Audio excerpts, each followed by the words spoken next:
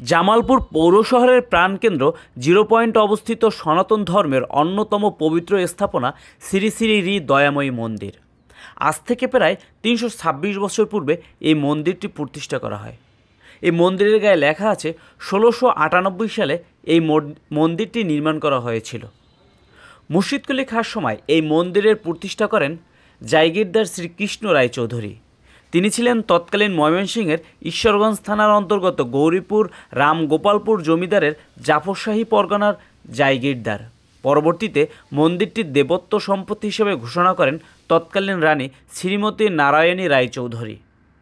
এই মন্দির সম্পর্কে একটা জনশ্রুতি রয়েছে, তা হলো জায়গিরদার শ্রীকৃষ্ণ রায় চৌধুরীর ঔরসজাত সন্তান রাজা যোগেন্দ্র কিশোর রায় চৌধুরীর সহধর্মিণী রাধারঙ্গিনী দেবী চৌধুরানী তিনি স্বপ্নযোগে আদিষ্ট হয়ে স্বামীকে অনুরোধ করে পরবর্তী মন্দিরের অবকাঠামোগত উন্নয়ন করে শ্রী শ্রী রি দয়াময়ী মন্দিরের নামকরণ করেন।